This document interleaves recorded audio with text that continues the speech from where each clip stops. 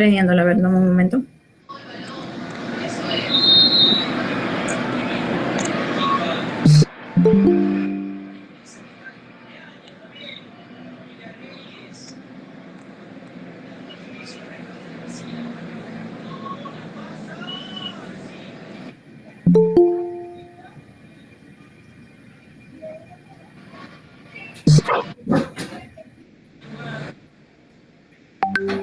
Ya se está prendiendo, ya la cámara está aquí.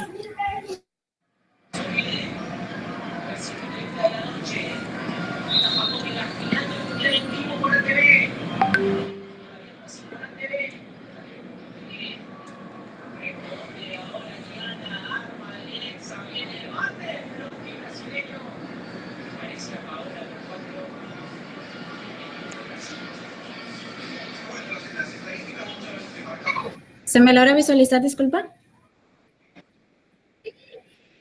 Ya. Buenas tardes, estimada comunidad jurídica. Buenas tardes, doctor. El abogado es un constructor social de la justicia. Palabras de John Kennedy. Un ameno y cordial saludo a todos los audiovisores que se vienen conectando a través de todas las redes sociales de la Asociación Jurídica Derecho en Línea. Quien les habla es Emily Gómez en calidad de moderadora. Les doy la bienvenida a la sesión número 13 del ciclo de conferencias por el segundo aniversario de la Asociación Jurídica Derecho en Línea, que tiene el auspicio académico del Ilustre Colegio de Abogados de Sullana. Es grato comentarles que contamos con la presencia de un buen amigo de la casa, gran conocedor del derecho en materia constitucional. Hablamos del doctor Eloy Andrés Espinosa Saldaña Barrera, con el tema ¿cómo queda ahora el caso Cócteles? Pero antes de dar inicio, daremos a conocer los aspectos más importantes de su hoja de vida. Nuestro ponente es magistrado y ex vicepresidente del Tribunal Constitucional del Perú, doctor con mención sobresaliente, summa cum laude y premio extraordinario por la UNED de Madrid, España, postdoctor en Derecho por la Universidad de Bologna, Italia, profesor y visitante o también conferencista invitado en el Instituto Max Planck. El Tribunal Constitucional Federal Alemán es el Ministerio de Relaciones Exteriores y la fundación del programa Konrad Adenauer Alemania, entre otras universidades. También cuenta con centros de estudio y tribunales o cortes constitucionales de Italia, Francia, España, Rusia. También en el Parlamento Europeo, Bélgica, Polonia, México, Brasil, Argentina, Colombia, Chile, Venezuela, entre otros países europeos, también latinoamericanos, asiáticos y africanos. Por último, nuestro ponente es perito por la Comisión Interamericana de Derechos Humanos. En tanto, en nombre de la Asociación Jurídica Derecho en Línea, le damos la bienvenida, doctor, a nuestra casa de estudios. De igual manera, estimada comunidad jurídica, hacerle recordar que si tienen alguna pregunta, pueden intervenirlo al finalizar la sesión, alzando la mano o en el chat de comentarios para efectos de su participación. Dejando todo recalcado, le doy el uso de la palabra, doctor Eloy, para que nos ilustre con este tema. Muchísimas gracias, Emily. Estar en una actividad de la Asociación Derecho en Línea es estar en casa. Yo he estado acompañando este proceso de crecimiento y consolidación de un trabajo académico muy importante, que hoy está de aniversario. Y en ese aniversario no podríamos faltar. Reitero mis felicitaciones, hechas ya más de una oportunidad, a la estupenda labor que cumplen Cristian, Emily, todo un enorme equipo y estupendo equipo por la labor realizada, que seguramente continuará durante muchos años más. Hoy es un día especial para los que nos dedicamos al mundo académico y debiera serlo para todos, y por eso no puedo dejar de mencionarlo. Hoy es el Día del Lector, y quien no lee no crece en calidad humana y no tiene capacidad de poder comprender con facilidad realidades distintas. Y es precisamente en coyunturas como la del caso Cócteles es especialmente importante. Vaya mi agradecimiento a todas y a todos ustedes por seguirnos ahora, un sábado en la tarde, cuando para el Perú hay una competencia importante que se está desarrollando en este momento, y para quienes nos siguen de otras partes del mundo, porque así es la convocatoria de Derecho en Línea. Vaya también mi felicitación y agradecimiento a la colaboración de múltiples entidades con la labor de Derecho en Línea, y especialmente en el caso de la mesa directiva del Ilustre Colegio de Abogados de Sullana. No voy a ocultar una cuestión que es cierta. La base de este trabajo está en una ponencia que presenté para el último congreso, que ha sido hace 3 días. Congreso Nacional de Derecho Procesal Constitucional, dedicado a 2 figuras de la disciplina. Una de ellas, Néstor Sagüez, gran padre de la disciplina procesal constitucional, pero no solamente eso. Maestro, amigo, ejemplo, verdadero padre intelectual de muchos de nosotros, y en mi caso, por cierto. Y cómo no, de Domingo García Belaúnde, con quien en posiciones recientes hemos podido no necesariamente coincidir, pero hay el respeto de quien apoyó en un inicio nuestra formación personal, y hay también el reconocimiento de que es el forjador, en un inicio, como todo forjador, de las disciplinas de derecho constitucional, tal como se entiende, y sobre todo del derecho procesal constitucional, como se entiende. Pero lo dicho en ese texto, que entiendo ya está publicado en el libro de ponencias de ese congreso, al cual no puedo asistir por razones obvias, yo no puedo subir un avión. Me encantaría estar con ustedes presencialmente si la actividad fuera presencial, pero no podría. Y por eso lo que tenemos es esta comunicación que nos permite la tecnología. A veces nos fue unas pasadas y hemos tenido que pasar del Zoom al Meet, pero aquí estamos. Valga entonces mi reconocimiento a que la base de lo que se ha planteado ya está escrito para que no sorprenda a nadie, y valga reiterar mi reconocimiento a todas y todas las personas que nos están viendo, y muy especialmente al estupendo equipo de Derecho en Línea. Bueno, sin más preámbulos, vamos a la materia concreta. Probablemente, como mucha gente de fuera no nos ha escuchado, no ha escuchado antes el caso Cócteles, es importante explicar de qué se trata. El Perú fue, lamentablemente, el segundo país más afectado por la injerencia del Grupo Odebrecht. El Grupo Odebrecht es una compañía brasileña que tenía como política institucional, porque hasta tenía una repartición para hacer aquello, la pauta de jugar con sobornos a altos funcionarios, e incluso presidentes de la República, o presidentas de la República. Y jugar también con importantes, apoyar de manera irregular a posibles candidatos o candidatas a la presidencia de la República o a puestos expectantes en los congresos de nuestros países. Fuerza Popular, grupo dirigido por la señora Keiko Fujimori Iguchi, no fue una excepción al respecto.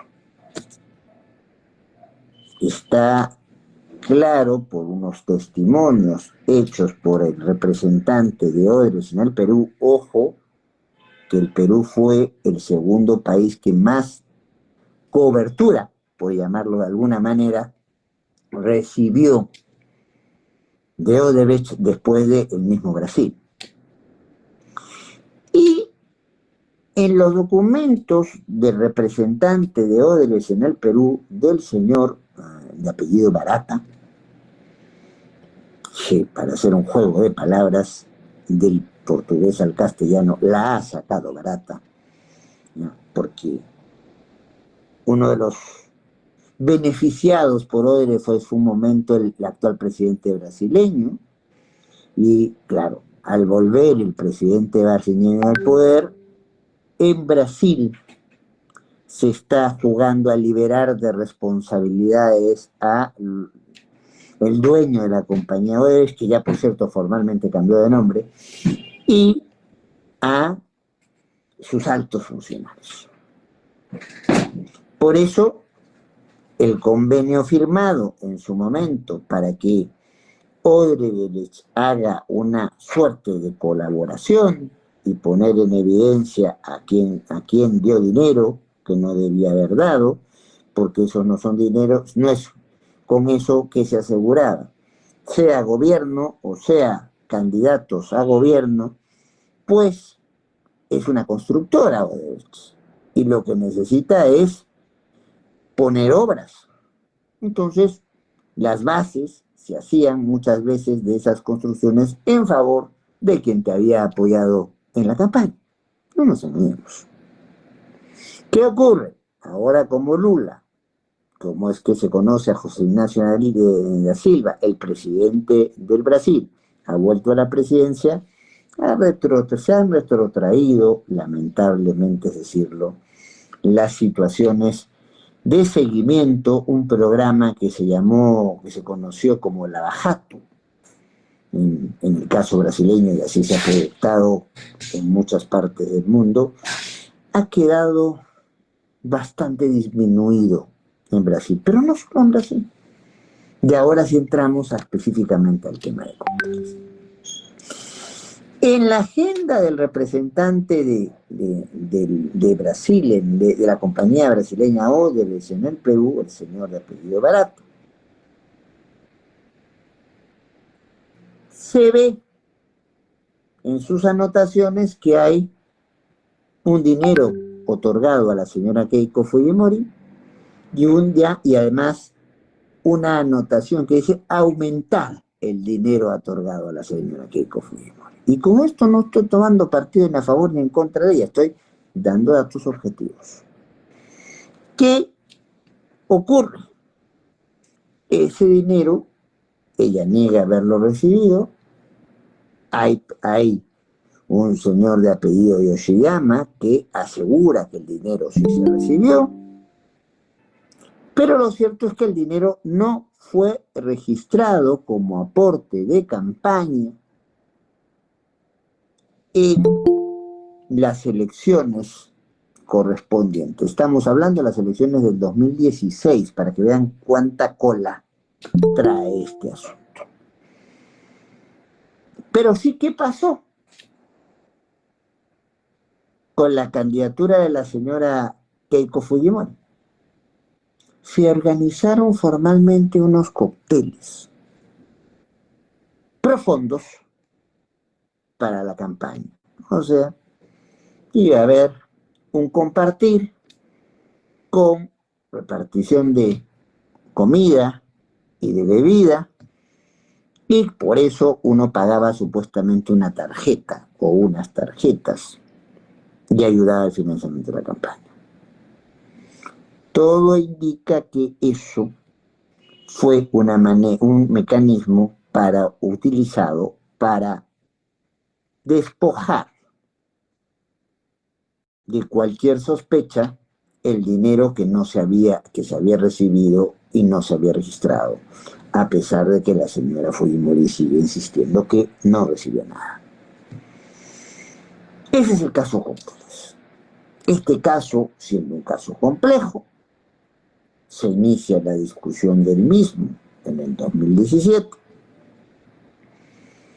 y ya entonces, algunas de las intervenciones que hace el Ministerio Público, que es quien es el titular todavía, porque eso justamente en una actividad posterior lo podemos conversar con los amigos, a través de los amigos de Derecho en Línea.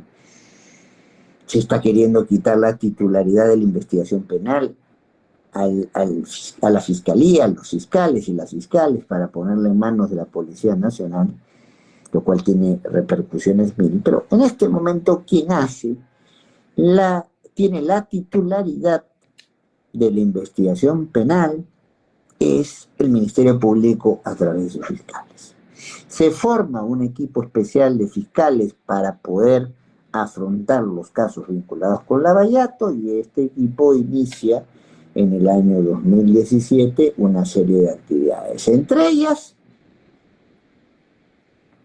se mete a tratar de encontrar documentación que pruebe la línea de la recepción indebida de dinero, porque ojo, Keiko Fujimori no gana las elecciones de 2016, entonces quien gana es el señor Kuczynski, pero tiene una mayoría en el Congreso peruano que todavía es unicameral, con lo cual una capacidad de influencia tenía y con su fuerza política que ha seguido en las lides, tiene hasta hoy.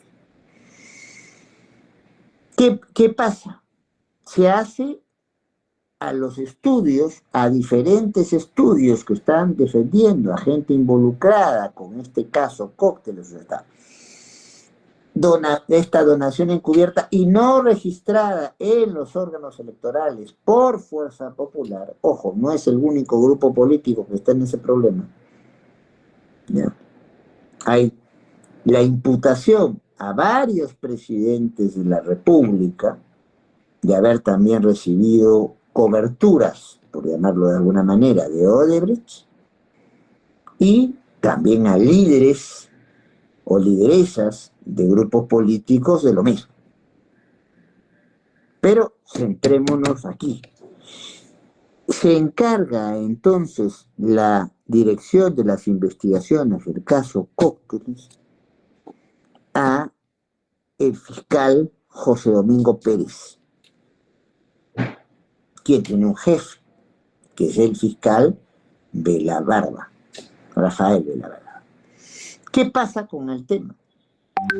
Una de las actividades es hacer allanamiento en los estudios que eran los defensores de aquellas personas a las cuales se estaba implicando en la dinámica de Cócteles y principalmente al estudio de un abogado muy reconocido en el Perú, que es Arsenio Guardia. Gran amigo, pero yo soy más amigo de mis amigos, amigos de la verdad. El problema es cómo se hace esta intervención.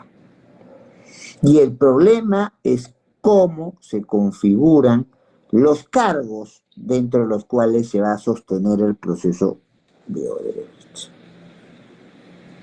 ¿Cómo se hace esta intervención? Primer asunto que hay que anotar, hasta el momento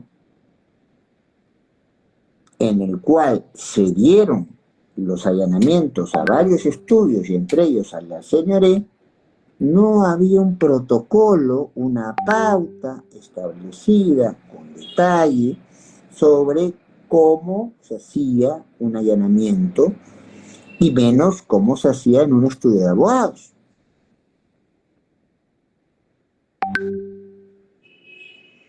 El juzgamiento del caso Cócteles en el Perú ha comenzado hace cuestión de 3 semanas o un mes. Pero, paralelamente a ello, sabiendo que el caso se venía, Arsenio Guardia interpone una demanda de amparo.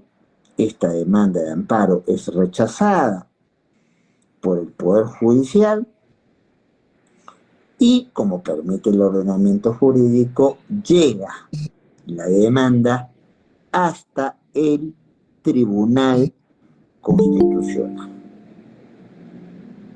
¿Por qué? Porque en el Perú, cuando a alguien le deniegan un amparo, si nos están escuchando brasileños, es el mandato de seguranza, solamente cuando el Poder Judicial rechaza los amparos es que se va a sede del Tribunal Constitucional. Muy bien. El caso entonces, mientras va armándose la investigación del caso Cócteles, Arsenio Guardia discute planteando un amparo señalando que el fiscal José Domingo Pérez, cuando hizo el allanamiento en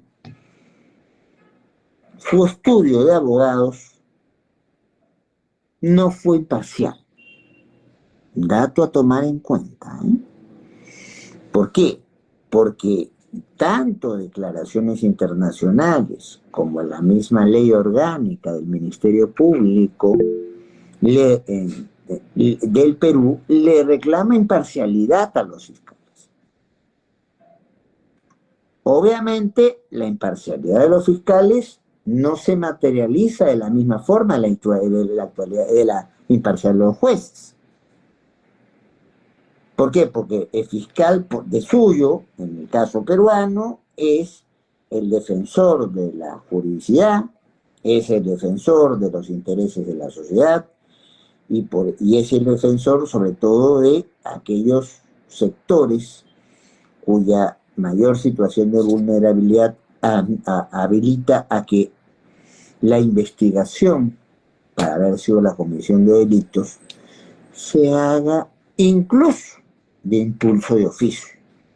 No tiene que ser Emily, no tiene que ser Rodolfo, que nos está siguiendo, no tiene que ser Cristian, quienes en su momento planteen una denuncia en el ámbito penal, entonces, ante la fiscalía, para que el fiscal o la fiscal comience a averiguar. Se averigua igual. Se averigua igual. Entonces, la imparcialidad no tiene ese nombre en el quehacer cotidiano para muchas posturas, ya que hay división conceptual al respecto. Claro, porque imparcialidad es no estar del lado de alguna de las partes que está discutiéndose, o imparcialidad es no verse favorecido con los intereses que se puedan generar después del caso. No le podemos pedir esa imparcialidad en sentido estricto a un fiscal, porque el fiscal está para representar la sociedad, para representar la juridicidad, para proteger a ciertos sectores específicos que se considera que son especialmente vulnerables. Pero lo que sí se le pide a un fiscal, a una fiscal, es que cuide el escenario de sus atribuciones para no favorecer indebidamente a su actuación, a la actuación de otros, en pocas palabras, que sea objetivo. Nadie le dice que no investiga, pero que lo haga con objetividad. Nadie le dice que no convoque personas para recoger su testimonio, pero lo haga con objetividad. Nadie le dice que no haga imputaciones. No es que tú lo seas, Emily, pero que yo siendo fiscal puedo decir, para mí Emily es responsable de la comisión de un delito, o de varios. Pero esa imputación tiene que arrastrar una dinámica de objetividad. Entonces, mientras se está armando el caso Cócteles, ¿qué es lo que se va a discutir? Se va a discutir, porque lo plantea el señor en un amparo, si ha sido imparcial el fiscal Pérez. Y lo que se va a considerar en 2 grados, instancias del Poder Judicial, es que no hay nada que discutir, que Pérez ha hecho lo que ha tenido que hacer, le guste o no al señor de Guardia y a varios abogados de estudios, uno de ellos la señora Juliana Loza, que es la abogada directa de Keiko Fujimori, pero justo cuando se está iniciando el proceso, hay un pronunciamiento del Tribunal Constitucional diciéndonos en pocas palabras, un pronunciamiento bastante polémico, por decirlo menos. ¿Por qué? Porque vamos a tener un tribunal que va a decir, primero, no voy a discutir sobre imparcialidad, voy a discutir sobre independencia y objetividad de la actuación del magistrado, de fiscal Pérez.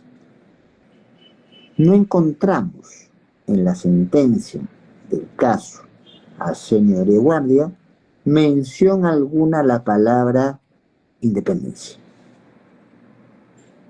Toda la discusión se brinda sobre la objetividad como si la objetividad no estuviera desvinculada a una lógica de imparcialidad del juez, del fiscal. Y se sigue el caso. Y se descarta el accionar de Pérez porque se considera que por su involucramiento con el caso no era el fiscal adecuado para seguir las diligencias porque él no fue objetivo en las cosas concretas que hizo. Revisó computadoras, pidió papeles. Es más, para evitar el alboroto, el mismo Arsenio Oré lo hace pasar a su oficina para que vea lo que quiera. Y eso es lo que cuestiona Oré, diciendo que ya se sabía que el fiscal tenía una posición prefijada al respecto. Y entonces su diligencia de allanamiento al estudio del señor Oré no podía ser objetiva. Bueno, esa es la posición que en mayoría, en clara mayoría, asume el Tribunal Constitucional. Porque a nivel de la Fiscalía, el jefe de Pérez, que es el señor Rafael Velabarba, emite una resolución diciendo Pérez no ha hecho ninguna irregularidad. Esa discusión es la que se discute, esa actuación de Pérez y la resolución de Vela es lo que se va a discutir en el Poder Judicial en sede de amparo. El Poder Judicial en 2 instancias no le da la razón al señor E y el tribunal dice sí, su conducta no, sin especificar mucho lo que hizo, pero considera que lo que hizo el señor Pérez no es correcto, porque no era objetivo. Algún abogado, colega, amigo mío, pero por eso no tengo que coincidir con él, he dicho que Pérez no podía ser fiscal, juez y testigo al mismo tiempo y que eso viciaba su actuación. Si me piden opinión, yo hubiese recomendado que Pérez no hubiese sido, por ya varias vueltas, ojo, la investigación es del 2017 y estamos en 2024. Cuando alguien está tan metido en el caso, claro, es el especialista del caso, pero el cuestionamiento a su objetividad en su actuación, para cualquier abogado o abogada especialista en derecho penal, está a la vuelta de la esquina. Y Santo Tomás Aquino dijo en alguna vez, cuando en algunas cosas controvertidas y tienes dudas, primero mejor es abstenerse. Pero lo mantuvieron a Pérez y corrieron el riesgo, y esto el Tribunal Constitucional, que ha dicho en una decisión muy controvertida, dice, bueno, apoyada obviamente por los estudios de Lima que existen y los estudios probablemente en muchas partes del Perú que existen. A nadie le gusta que se metan a trompicones a tu estudio de abogados, Y precisamente como la diligencia de allanamiento en ese sentido es una diligencia, tiene su cuota de violencia sin duda, entran, te sacan las cosas, si tú no abres las puertas te hacen deserraje, si no pueden sacar la cerradura, tiran abajo la puerta. Que fue lo que pasó en el caso de la casa de la presidenta del Perú, la señora Dina Boluarte. Al fiscal no le dejaron abrir la puerta, el hijo de la señora Boluarte le dijo, mi mamá ha dicho que no se abre, ¿ya?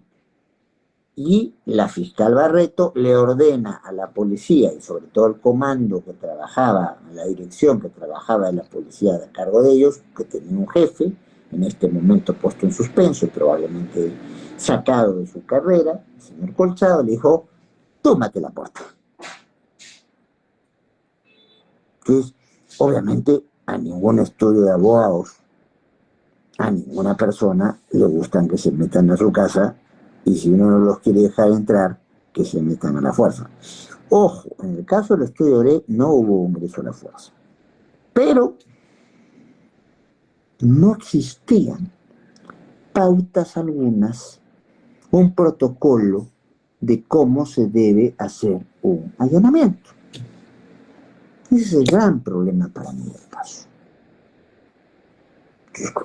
Visto desde fuera, me metí, entré al estudio, saqué lo que quise.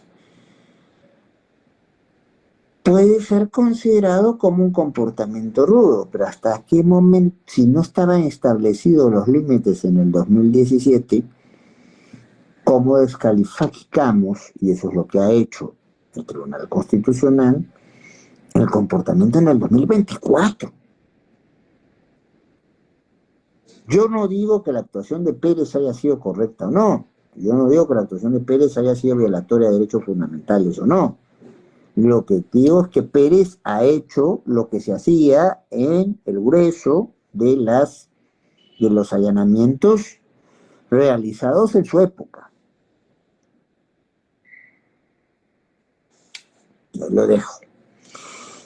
El Tribunal Constitucional no solamente declara nula la resolución por la cual Barba dice Pérez no ha hecho ninguna irregularidad, Vela Barba dice que Pérez no ha hecho ninguna irregularidad, y no solamente declara un nulo eso, sino que se han violado derechos, hablando en este caso de objetividad del fiscal, que fue a hacer la diligencia, y además establece lo que se llama doctrina jurisprudencial.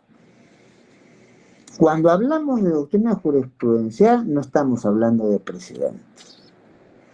Doctrina precedente es establecimiento de reglas procesales y de reglas vinculadas a una cuestión más material de los procesos, sobre cómo tiene que actuarse para resolver la controversia que haya llegado, no solo en Tribunal Constitucional, en el Perú precedentes los establece también el Poder Judicial y también los establecen los tribunales administrativos.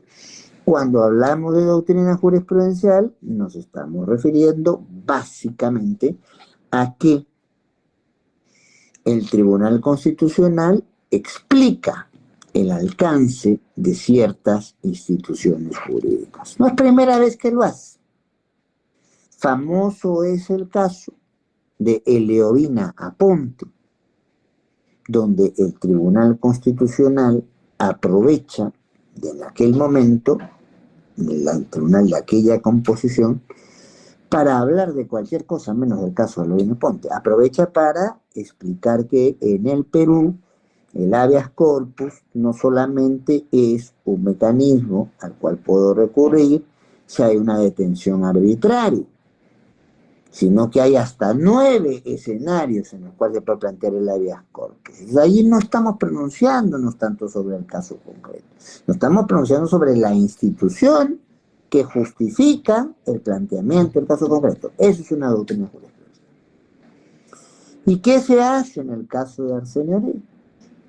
Se establece como doctrina jurisprudencial ciertas pautas para realizar un allanamiento, complementadas con una ley que ha llegado al Congreso y que no ha sido todavía la ley de crimen organizado, que con todo respeto muchas veces favorece más al crimen organizado, porque esta ley termina diciéndonos, un momentito, yo voy a allanar la casa de nuestra amiga Emily porque tengo sospechas de que ha cometido el delito.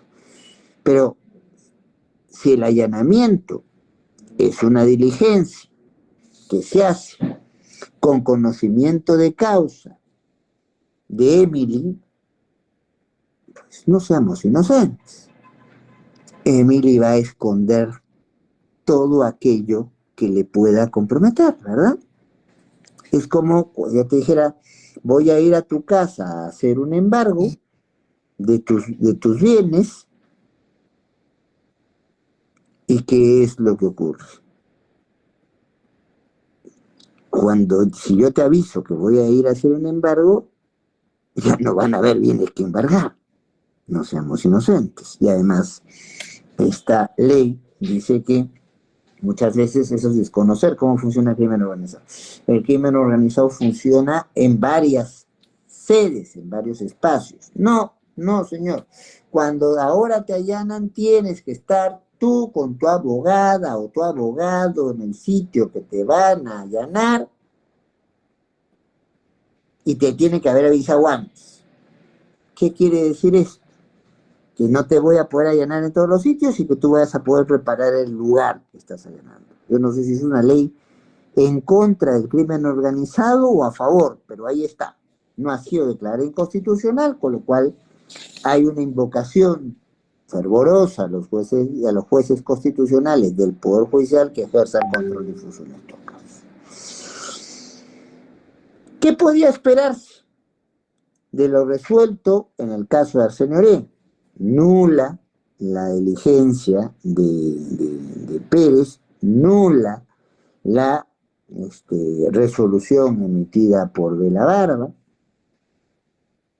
y pautas establecidas para cómo deben hacerse los allanamientos. Pero esas pautas están aplicándose ahorita. En 2024, a un caso que se dio de un allanamiento en el 2017. Con perdón, yo entiendo que el comportamiento de Pérez puede haber sido excesivo, pero no era muy distinto al de otros, y eso no lo justifica, por cierto, no era muy distinto al de otros fiscales, y era un comportamiento que se daba porque no había protocolo ni pautas establecidas. Yo allanaba como entendía que tenía que allanar. Y obviamente cuando yo allano, me meto a una casa, a un estudio, a una oficina, busco todo, ¿no? Porque la gente puede haber escondido el elemento del delito que yo presumo que puede estar implicado en cualquier parte.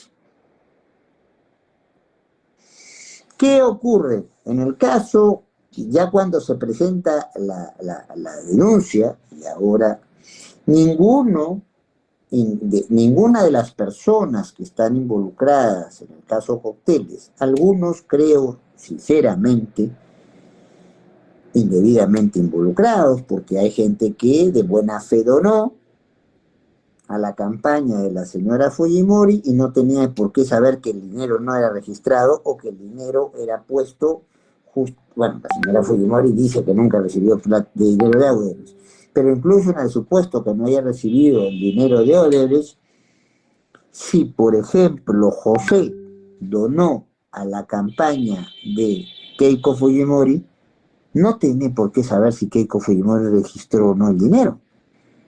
O no tiene por qué saber si Keiko Fujimori está lavando o no el dinero. No. Creía en la candidata Fujimori, punto. Entonces, pero la estrategia tomada del esquema de Lavallato original el de Brasil, ha sido,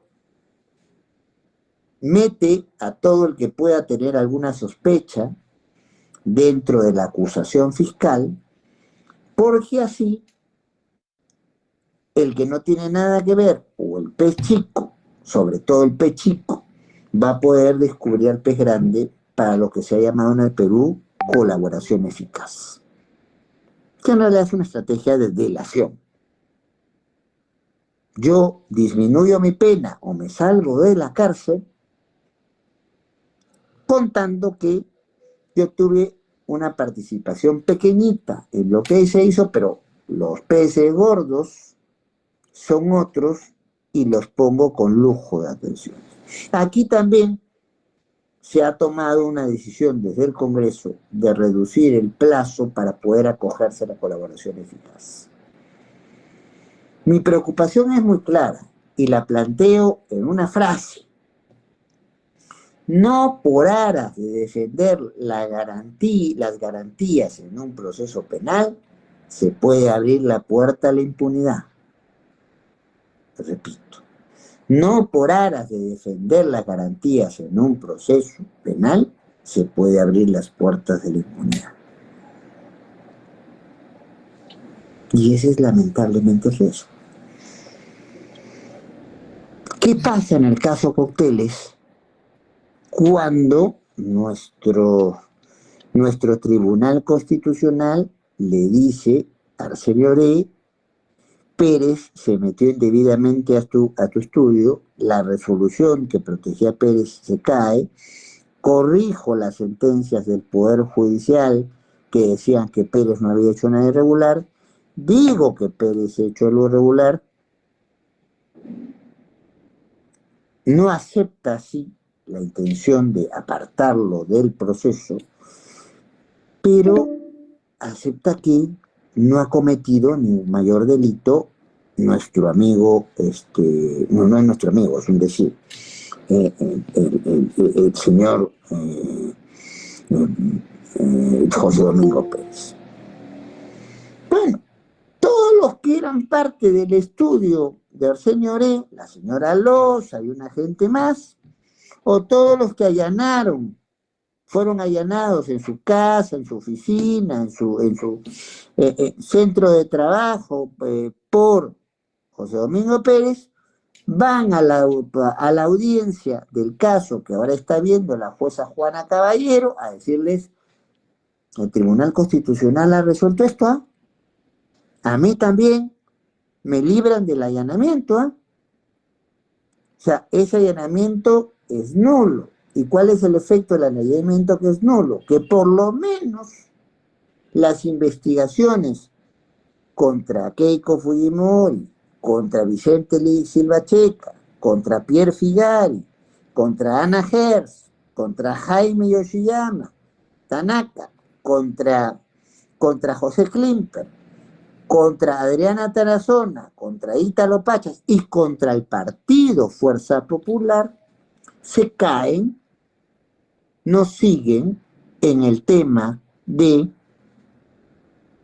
lo que se llama obstrucción a la justicia, que como todos sabemos es una modalidad del delito, de los delitos contra la administración, debería decirse impartición de justicia. Pérez ha apelado, pero si no prospera la apelación, Pérez no va a poder, él o alguien en el Ministerio Público, volver a investigar el tema, o sea, retrotraerse hasta 2017, 2019, y obviamente algunos de los delitos han prescrito. Recuerden que si se está hablando de objeción, está hablándose de delitos como obstrucción a la justicia. En principio, estos son, cuando estamos hablando de una organización criminal, estos son de 4 a 8 años para delitos que puedan ser considerados graves y de 3 a 6 años para otros delitos. Doctor. Sí. Sí, disculpe, lo que pasa es que por motivos de tiempo tendríamos que concluir con su ponencia. Y no se preocupe que prometemos subsanar este tiempo con otra invitación que se le va a realizar. No, yo tengo que terminar la idea, yo pediría que se termine la idea porque si no se entiende y además la llamada termina en 13 minutos. Lo siento, Emily, pero a mí se me dio un tiempo y todavía me quedan 13 minutos. Mira, doctor. Entonces, y me van a bastar. Entonces, Pérez puede apelar, sí, pero claro, si no le dan la apelación, estos casos, la mayoría de estos casos van a prescribir. Voy a ser más corto entonces con lo que se viene. ¿Qué es lo que se viene? Algunos dirán, pero el caso Cocteles continúa. Lo que no se va a poder ver sobre las personas que he mencionado es obstrucción a la justicia. Pero ¿cuáles son los otros dos delitos que se están planteando en el caso de la organización criminal? Le están planteando en el caso Cocteles. Organización criminal y lavado de activos. Organización criminal, como sabemos, es una estructura organizada de personas destinada a la comisión de delitos